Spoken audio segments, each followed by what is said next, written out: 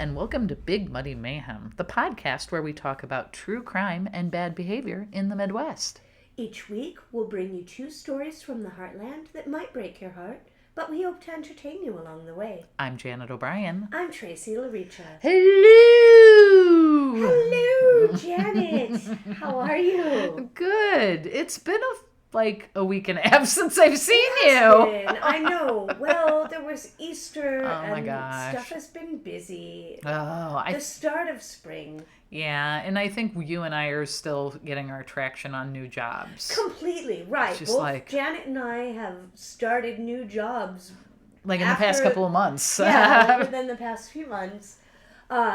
Speaking of which, I do want to let the listeners know that I have not sequestered any cats, so apologies in advance for if we have to do that. Right. Walker might be in here to do crimes at any moment. Well, that's what he's good for, right? I know, yes. But we are, otherwise, we're here. We're here. We have stories. We definitely have stories. I get to finish my story today, finally. I've been waiting to finish it. Oh, my goodness. And we have a carrot at the end of, instead of a stick, we've got a carrot to work towards, which is that we are going to go eat at an amazing Vietnamese restaurant, formerly Pho Grand, now Grand Bistro. Oh my goodness. So as soon as we get through this, I'm going to go get some 1501 with no crushed peanut. 1503 for me, and maybe some spring rolls too. Yeah. But we have stories. All right, so let's get at it. Okay. I'm hungry. You're hungry. Let's go. Okay. So this is my last, third, final part of Huey Long. As we already know, he was governor at this point, and he's just, chucking along. He's trying to get things done as quickly as he can, even if it means intimidating people and not being probably the best, greatest person, but he's getting things done. This is kind of, the first couple of parts, you're like, oh, you're really rooting for this guy. Right, absolutely. And now you're just like, oh, what has happened? Exactly. Like, what are you doing? What are you doing, sir? Mm-hmm. So shortly after they tried to impeach him, Long, now nicknamed the Kingfish, after an Amos and Andy character. I didn't really look that up. Amos and Andy was it was a radio show, right? Yes, if I recall rightly. Absolutely. Yeah, which yeah, exactly. That is why I didn't look it up. I'm like very popular, but also a little very problematic. A little maybe on the racist side, possibly. Yeah. And they always end by going fishing, don't they? Yeah, I think so. Gosh. I do remember hearing little snippets of that. Right. So that's where he got his nickname from. He announced he was going to run for the Senate in the 1930 primary. If he won, he presumed the public supporting his programs. He ran against Joseph Ransdell, a 72-year-old Catholic senator. This senator had been running for over 25 years. He had been in there for a long time. Long spent about $30,000 on sound trucks again, and he sent out about 2 million circulars. Oof. He said he wasn't gonna fight dirty, but of course he started doing that. Still those trucks with the Exactly. Don't vote for Huey Long. Don't vote for such and such. Right. One of his things he started calling Joseph Ransdell was an old feather duster due to his age. The campaign was vicious. A critic of Long, Sam Irby, was set to testify on Long's corruption to state authorities, but then he was abducted by Long's bodyguards. Are you kidding me? Actually abducted? Yes. Actual kidnapped? Kidnapped. This dude is just going to try to, pick up his... And then after the election, he reappeared. So he disappeared for 4 days. Janet! I know, right? 4 days. 4 days. Are you kidding me? And then when he reappeared after the election, he was going to do a radio broadcast. Surrounded by Huey Long's bodyguards, he confessed that he actually asked for Long's protection. Oh. Yeah, I mean, I know so many people that have asked to be kidnapped. I mean, my gosh, like, won't you just come? I mean, I'm sorry, this isn't like, Mom, I'm not having a good time at the slumber party. Will you come get me? This is... I know. Very, very different. It's a little different. Yeah. Sweet Marie, are you kidding me? Long, he won. He defeated Ransdell 57% to 42%. Uh-huh. He started his he started his Senate seat after ending his 4-year term as governor in May of 1932. He should have started the Senate seat in 31, but he just left it empty because apparently on the other side there was already another empty one. And the reason behind this is that he did not want the person below him to take over. Because remember Governor Sear hated him. So he's playing chess. Yes. He's like, well, I'm going to stay here because I don't trust you. At one point, Long goes out of town. Like, he goes out of state. He's in, I think, Mississippi or something like that. And Governor Sear tries to take control, tries to do a coup in Louisiana. And so Long ends up sending out the National Guard to the Capitol to block his coup, and Long won. Oh, wow. Which is crazy. Okay. So, he's trying to still do what he does. Now, still using his intimidation tactics, he passes 44 bills in just 2 hours, one every 3 minutes. He uses his brother Earl with all of basically all the loyalty contracts. I'm sorry, can we go how many bills? 44 bills in 2 hours, which averages 1 bill every 3 minutes that he passed. He's a speed reader, I guess. He was intimidating people. Oh my gosh. He used his brother Earl basically Earl was headed up the loyalty contracts with anyone and everyone, He always delivered something. He created public He also created public work programs, bridges, roads, schools. They were all being built in Louisiana. These are all things that are good things. He increased funding for colleges. Mm-hmm. He had night schools to teach reading to the people of Louisiana, and he gave out free textbooks. So he was really, he wanted Louisiana to be better. Right. Because they were like practically last on everything. Once in the Senate, though, we were already in the midst of the Great Depression. Right. He made speeches about wealth inequality. Okay. He supported for a while until he didn't because him and Franklin D. Roosevelt started to kind of butt heads. He ended up endorsing an Arkansas senator by the name of Hayti Caraway.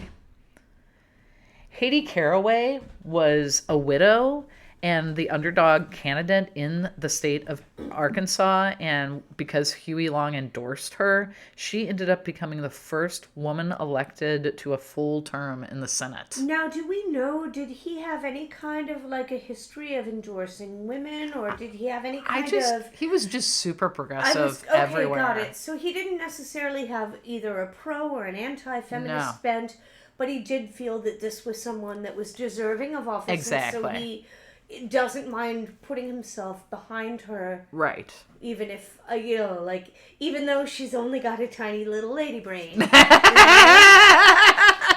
Tiny little... Right. Oh, wow. Okay. So he believes in, like... Equality and he wanted to fix things. It's just the way he was doing it wasn't the greatest. March in 1933, he reveals a series of bills known as the Long Plan. I like that name because his last name's Long, but the long plan. The long plan. To redistribute wealth. Sometimes you got to play the long game. Yes. He would cap fortunes at $100 million, limit annual income to only $1 million, and individual inheritances limit them to only $5 million. Marry me. He introduced the bill on a radio broadcast in 1934. Would you like to know what was on this bill? Yes, please.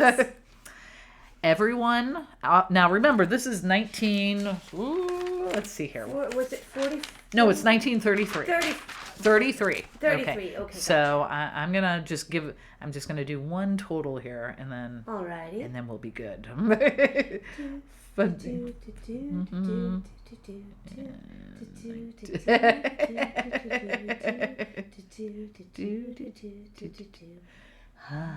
Okay. Wow. Okay. Everyone gets $5,000 grant and a minimum. And they don't even have to have a baby for it? Do you know what $5,000 would be equivalent today? No. $122,000. Holy moly. Oh, wow. So everyone would get this $5,000 grant and a minimum income of 1/3 of the average family homestead value and income. Wow. Free college, vocational training, veterans benefits, assistance to farmers, public works projects, a month's vacation for every worker, a 30-hour work week. And he said he claimed this would. I know. He claimed, because they're in the midst of the Depression. He's like, if we do all of this, the Depression would be gone. But won't someone think of the billionaires? I know, right? You gotta always think of the billionaires. What are they supposed to do? I don't know. They're only that rich because they're so much better. Sure. I should hush up or else we're going to get scooped up. So, with this share the wealth idea, there was what a concept. I know.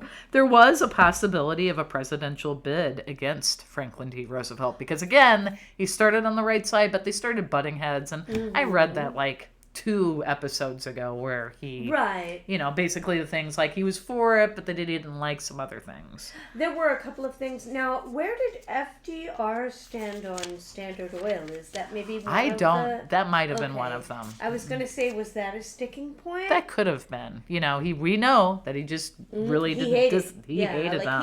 He had beef. Yes.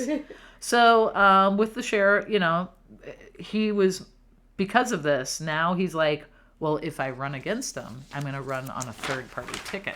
Oh, well, that always works. And nothing can go wrong. So 1935, he ends up going on a speaking tour. 1936, the election approaches, and the Roosevelt team was pretty concerned at this point because they're like, he's got a lot of followers. If he wins, he's gonna win. He's gonna get. Well, if he runs, he's gonna get at least 10% of the vote. And you know what's gonna happen? The ticket. And then the Republicans will worsen the Great Depression. Right. That's exactly what they were concerned about. And of course, he continues on in the Senate. He's still fighting Standard Oil. He's still doing things, and there's still this, man, you see it time and time again where it's like, oh, okay, well, we have 2 people that are well-meaning, that are both kind of wanting to lead in a certain direction, and then one party that is kind of not so well meaning, that is heading in an opposite direction. And oh gosh, it is, man, the 2-party system is a flawed It is a system. super flawed system. So flawed. So anyway, he continues on, and honestly, once I got to the end of the story, I was like, that was the reason? Because I had been told a totally different reason about what I'm about to tell you. Okay. Okay, so September 8th, 1935.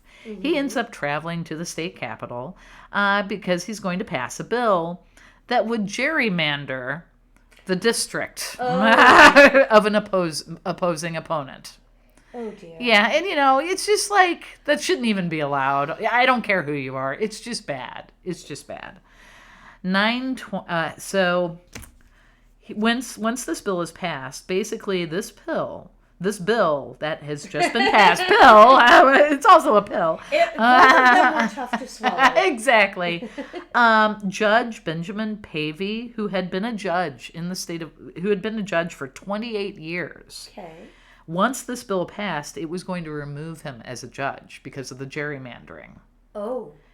And at 9:20 p.m., shortly after it passed, Judge Benjamin Pavey's son-in-law, Carl Weiss, shows up on the Capitol steps and fires a single shot into Long because... Oh my gosh!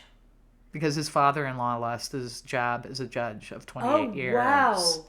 And when he shot him, just one single shot, 4 feet away, Long's bodyguards, they fired back. Once they looked, he was dead. He was so dead. Long? No. Well, Long only one shot. But remember, Long's bodyguards are shooting at the guy. So Pavey is... Pavey's son-in-law. Son-in-law. Yeah. Like, he's gone. 60 bullets were in it. 60? 60? That's a bunch. That's a bunch. Holy Moses. He was dead, but so was Long. And apparently once Long got shot, he ran across the street. He found a cab. The cab drove him to the hospital, but he ended up dying like at 4:10 in the morning of internal bleeding. Goodness. The last words out of his mouth is like, what about the boys at my Louisiana college? Because he was really in support of that college. And he's like, I have so much to give. I have so much he had so much more to do. He wanted to do so much more. Oh my gosh. So anyway, that's unfortunately the end of Huey Long. I mean, he had a lot of wonderful ideas, but his tactics weren't great. Poor execution, and then ended up executing. And got basically the way he would stronghold things eventually, I feel like, got him killed. Gracious. Oh wow. But so that is the story of Huey Long, and it's a pretty interesting story. I had thought, what I was told when I first heard about the story is that Huey Long was killed because he was such a big proponent for the wealth equality thing. Okay. But that's not the reason why. It was just because of this judge losing his job. That's all it was. Oh my gosh. Right. And I do know that there is a movie called Kingfish, which I have not watched because from the first part that you did on this, I was like, oh, I remember hearing about that movie. And I do kind of want to go and watch it now. Right. But I have been sitting on my hands and not watching it yet because I'm like, I can't spoil myself on this story. Right. Because we've got it for the podcast. But now that it's over, I will perhaps want to go and look that up. That would be great. And give it a watch. Wow. So that's my story of Huey Long. Now I can not think about Huey Long and find something else. Well, I was going to say you were stuck in Kilgarren land. Oh my gosh. But that was a great land to be stuck in. I loved that land. Why, Janet, I just can't help it. I have to say that I absolutely miss being able to do my transatlantic accent. I know. It's such a great accent. And I am terrible at it. I was going to say, and I don't have a New Orleans one. I know. But I can absolutely just drop into this anytime that you see fit. Stop. That's how I do mine. I just start adding stop after each sentence. Close enough. Holy Moses. Well, wow, that was an amazing story. Thank you. Thank you so much. That was a whole lot of research. Lot. And really, really interesting. Yeah, very, very. Thank you, Aunt Barbara, for the suggestion. Oh, thanks, Aunt Barbara. So, do you have a story for me? I do. First of all, I will just say all of you keep fighting the good fight. Yes. I know that you are. I am. And I know that we all are. Yes. Like, we're trying. So we're doing. Just, man, the last thing that we need to do is make them think that we've all given up. Mm-hmm. Now, the good news is yes. that after that, I knew that this was going to be a little bit of a darker end. Oh. So, I am... Oh, let me find my page. Here we go. I have found something that is a little bit lighter. Oh, nice. And a little bit less like we're still going through this. Yes. So I entertain people. Is that what we're supposed to do? Well, I'm going to tell you about the Enfield Horror. Oh. Which is compared to the horrors that we sometimes deal with. Yes. The Enfield Horror, I hope, will be like a lighter little bit of, a little bit for us to use for our second story. We are going to go to Enfield, Illinois. Okay. It is a very small township in southern Illinois. It is east of Carmi and the Indiana border, and it's also west of Mount Vernon. So we're in southern Illinois, kind of around the same places like the Soda Pop Festival, that kind of nice. where Indiana meets Illinois. Right. The population in 2020 for this town was 794 people. Oh my gosh. Which meant that I had to cheat a little on my What's Nice, because even TripAdvisor, I'm like, what is there to do in Enfield, Illinois? And TripAdvisor itself said, we could not find attractions near Enfield. There is one restaurant. Oh. It's a Hunt's Pizza that is located inside of a gas station. Yeah. No, yeah. It's so great. 10 out of 10. But yeah, that's it. So that's funny. Where we are. Okay. This place makes Oakville look like a hotbed of activity. There is also an Enfield poltergeist, but that's in England. Oh, okay. But we're going to talk about the Enfield Horror because we're a Midwestern podcast. Yes. Briefly, Enfield did have something to distinguish them, and that is the Enfield Horror. It happens in the 1970s. Oh. Janet, we've had a really long, dark look into true life stuff. Uh-huh. So I'm bringing you a cryptid. Yay! Woo! And it's also a 70s cryptid. Oh, well, that's the best. So, yes. Join me if you will. April 25th, 1973. I wasn't even a twinkle in my father's eye. Greg Garrett is 10 years old. He's out playing in his yard, and it's around dusk, early evening, and he says that a creature comes up to him out of nowhere, steps on his shoes, and claws the hell out of his sneakers, leaving them in shreds. Oh, no. Greg runs into the house. He's terrified. A half an hour later, around maybe 8:30 p.m., this is back when, like, you'd let your kids play, like, there were no street, I mean, no. Come on, it's a town of under 800 people. Exactly. There were no, like, come home when the street lights come on, because there were no street lights. Take a flashlight. So Greg comes in, Mom, a critter came and, like, tore up my shoes. Greg runs into the house. A half an hour later, around 8:30 p.m., his neighbor, who is named Mr. Henry McDaniel, Well, he comes home and he goes into his house and finds his children, who are also apparently without child care because it was the 70s. You'll be fine. Run up the street to so-and-so's house. Yeah.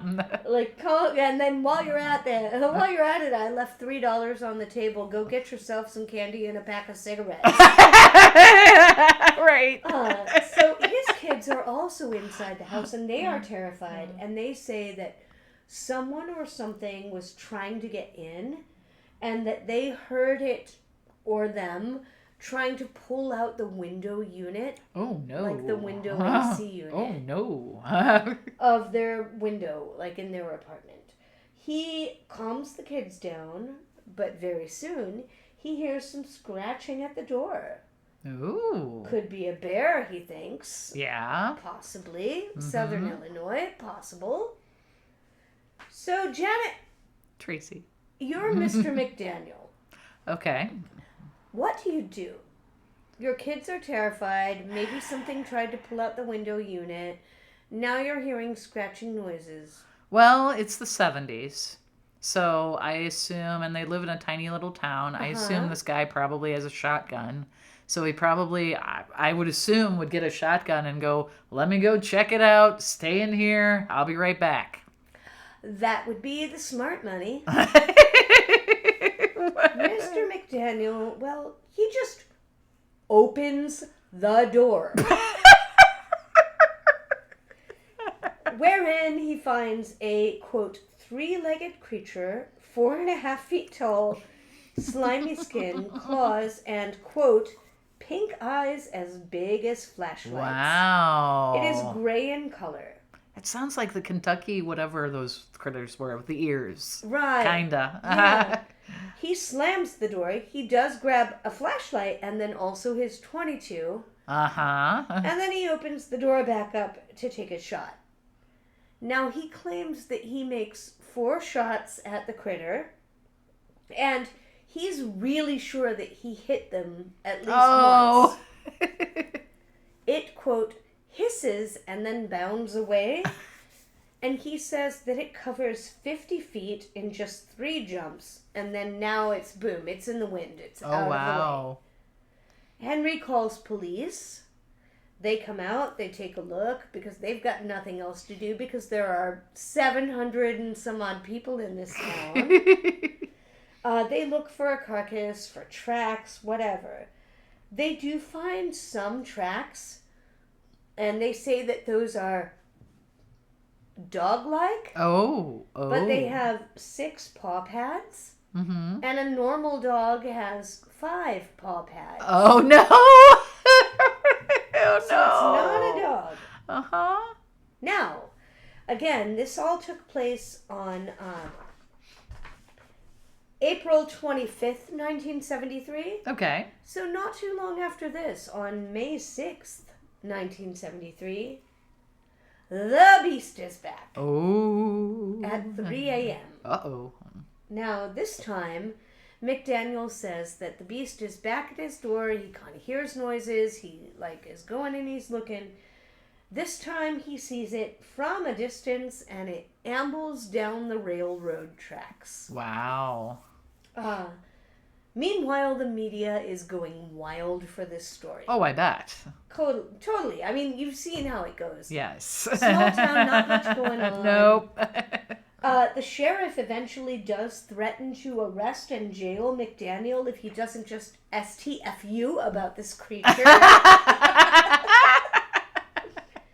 Also, 10-year-old Greg Garrett with the torn-up sneakers, he recants, and he's like, I just made up that story to quote, tease Mr. McDaniel and the media. Although, he didn't know that the media was going to be involved when it happened, my God. Right? Partially the reasons that they are kind of trying to quiet the story is because, meanwhile, much like the Mad Gasser of Mattoon, I don't remember what episode that was, but look back in our back category, and Well, we have formed some monster hunter parties. Oh boy. Are there pitchforks and flames? But it's pretty much torches. It's pretty much basically a bunch of dudes in the town that are like, sorry, hun. I mean, not that these men did much with like child rearing to begin with, but it was just like, yeah, sorry, gotta go out and hunt the monster.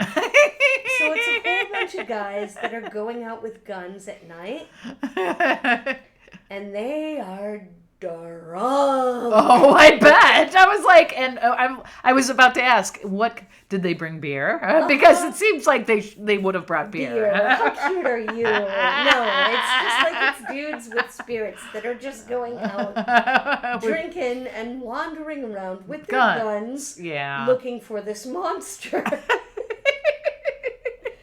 They're out roaming at night with guns. And then there are also groups, like other groups of people, like out roaming at night with guns. Oh my God. Because there isn't just one cohesive monster party. It's a whole bunch of monster hunters.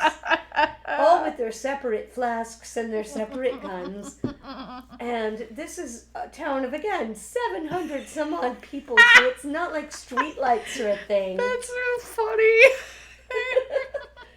They're drinking and they're monster hunting because there's nothing to do. Right? There's nothing else to do. One group of 5 men claim that they saw the monster in some brush, and they all fired at it, but it ran away, and they claim that it also had a hunched posture. Now, again, the media is involved. Thank goodness. WWKI from Kokomo, Indiana. Ooh. Let's sing it. Way down in Kokomo. We'll get there fast and then we'll shoot it slow. Where you wanna go? Sorry. Where the monsters grow.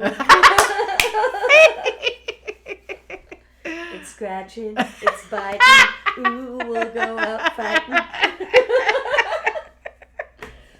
All right. Now, I thought that the Kokomo, Indiana part was going to be the funny part of this. It's not. Okay. All right. Are you ready? I'm ready. You might need to lean away. Okay. I'm back here.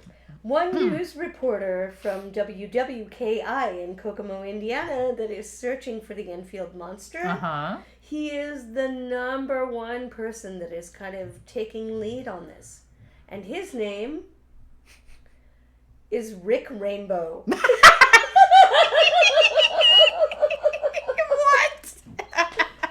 Rick Rainbow is on the case. Don't worry, everyone. In May 1973, Rainbow and 3 members of his monster hunting team they do see the creature. It's outside of an abandoned building. Okay. I don't know what time of night this is or what they have consumed, but they see him. And they capture some audio of the creature. Oh. I am going to... All right, this is going to be something that I pull up for a little bit later. Actually, I'm going to save this. Okay. All right, so... oh, no, don't play. Don't do it. Don't do it. Do it. All right. They capture audio of the creature howling, but the audio is unfortunately later lost. But they do bring in a real expert, which is a cryptozoologist named Lauren Coleman. Okay. He can verify that he does hear screams, but he can't identify what made them. Actually, I am just going to go ahead and play this. Okay. All right. I should have put this to a speaker, but I'm just going to hold this up to the mic, and hopefully this will go through. Hold on. Kangaroo sounds. Or, I'm sorry, the sound of the monster, rather.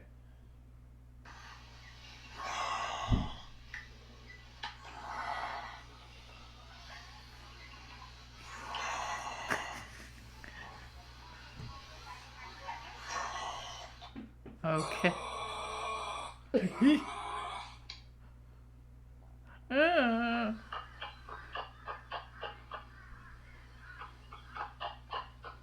That's enough. Yeah, it's kind of creepy. Right. It's a little creepy. So, audio is conveniently lost, but after a few weeks, the commotion dies off pretty much as soon as it started.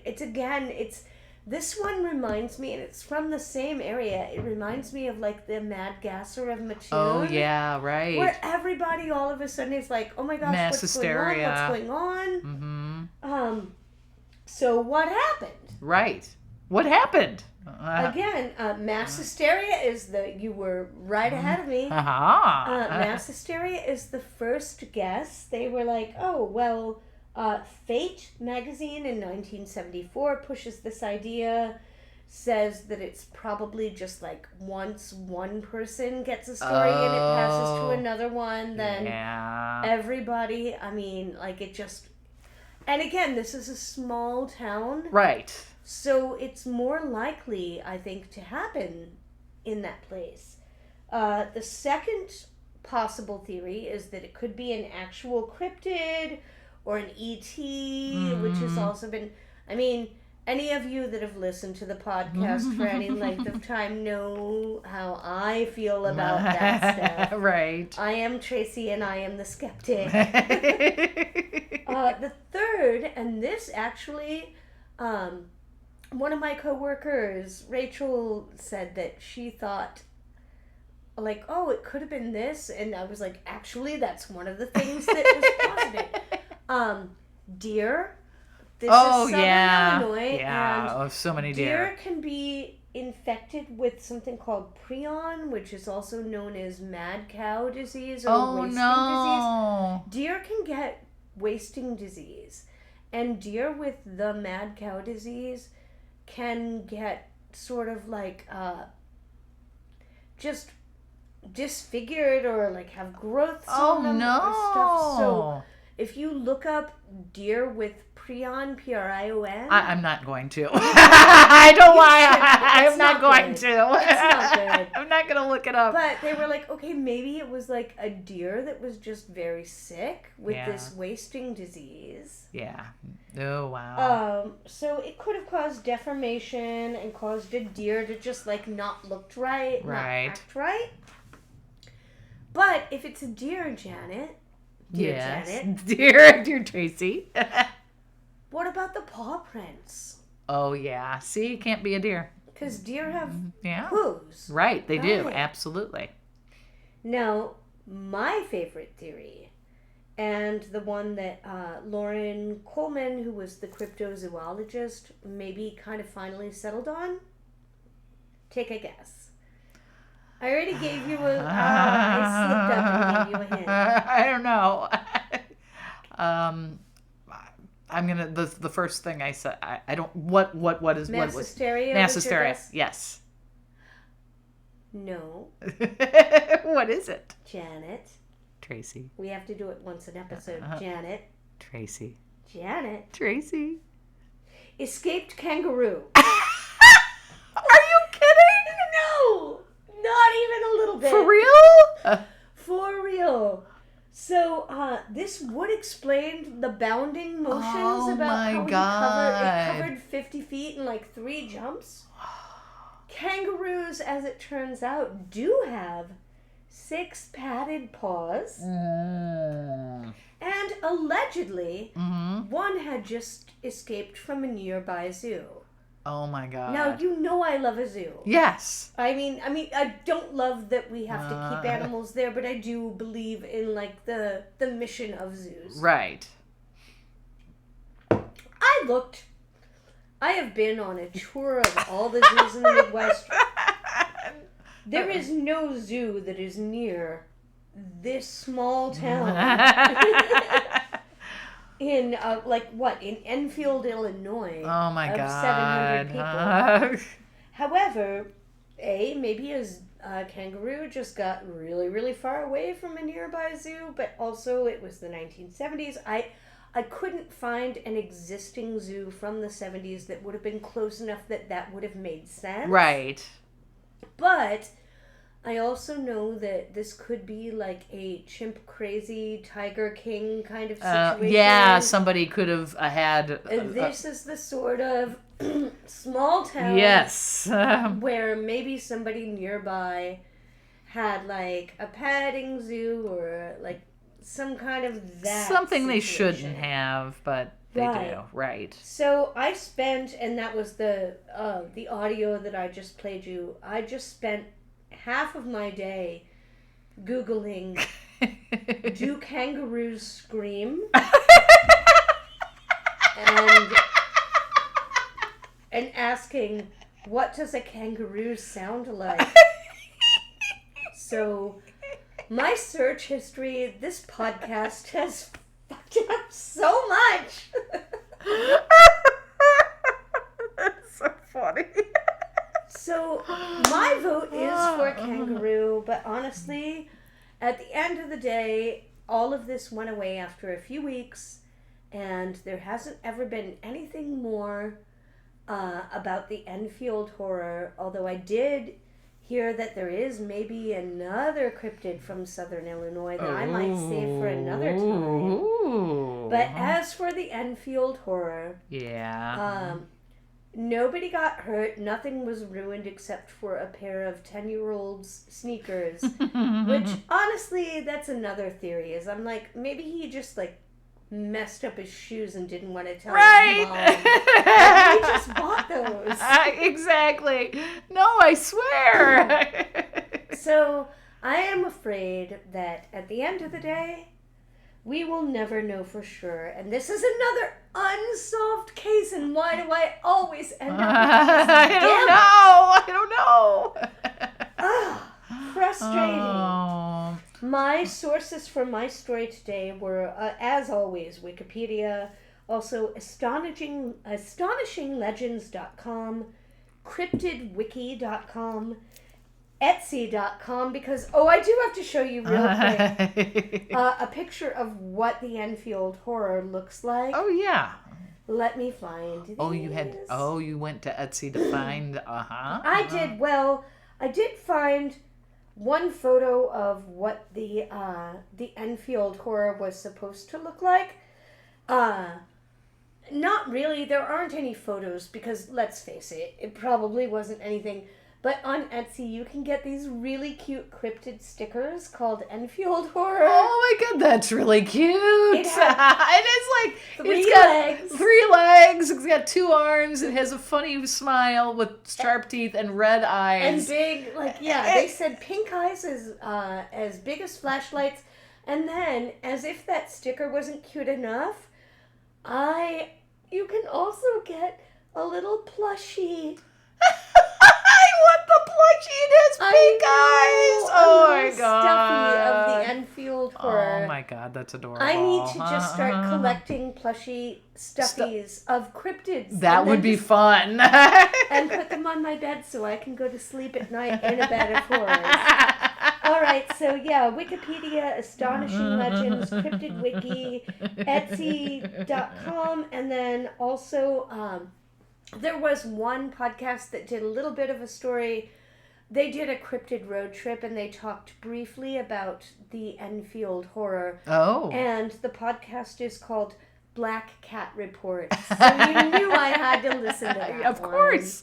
Of course you did. All right. Well, that was great. Fantastic. That was a great story. Oh. So I think this is where we should take a break. This is where we're going to take a break, and I am going to take Janet out back and give her the stuffed plushie that I had made specially for her of Huey Long. And then we'll be back with What's Nice. We'll be back with What's Nice. If you enjoy getting muddy with us, here are some ways to help support the podcast. Send your suggestions to bigmuddymayhem@gmail.com.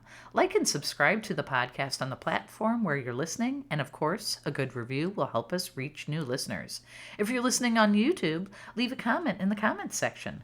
Join our Facebook group where we can discuss the episodes and hear your suggestions. And of course, tell everyone you know, because the thing that Tracey and I would love is more listeners. We need all the listeners we possibly can have because we're like that. So tell people you don't know. Talk about us as much as you can. Irritate your friends. Be that annoying person outside of the grocery store that's like, hello, do you listen to podcasts? When you go for long walks, take your phone, put it on a very loud volume of our podcast. And of course, well, you don't have to irritate everyone. Just like and subscribe. And if you feel that you want to give us an extra donation, you can always go to Buy Me a Coffee. And we are looking forward to anybody who wants to send us their suggestions. Please. And yes, I'm so looking forward to a listener show. We really would love to have a listener show. So we're going to start pushing for that a little bit more. And of course, just listen and subscribe. And now we will come back to What's Nice.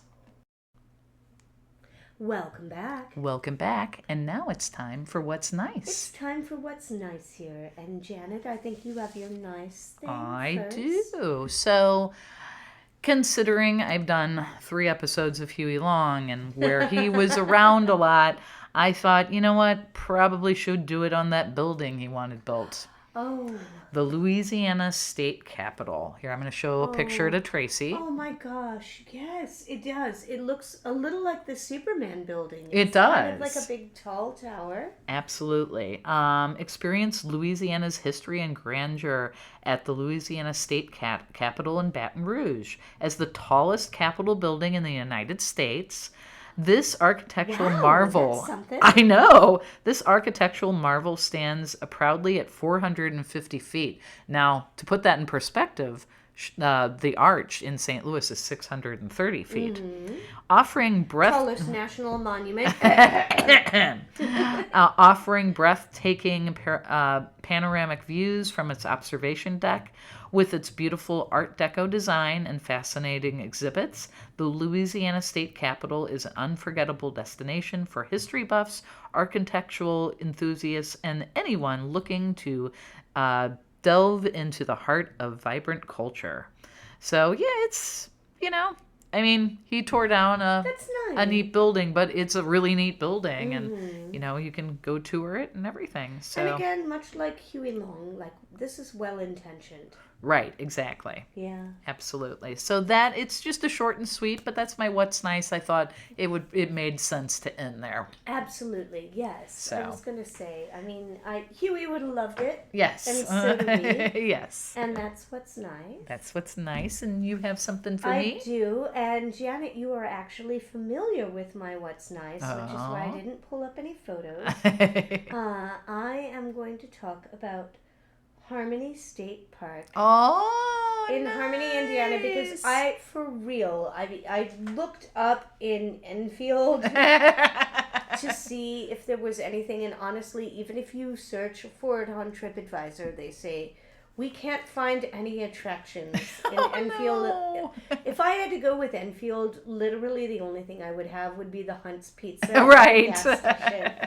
But Harmony State Park is in New Harmony, Indiana, which is just a mere 15-20 minutes away. Right. We were there. Yes. For the eclipse. right. For the solar eclipse. Gosh, what was that? Was that That 2 was years last ago? year. Last year. Yeah, I looked it up. It Yeah. came up as a memory on Facebook. Oh, that's lovely.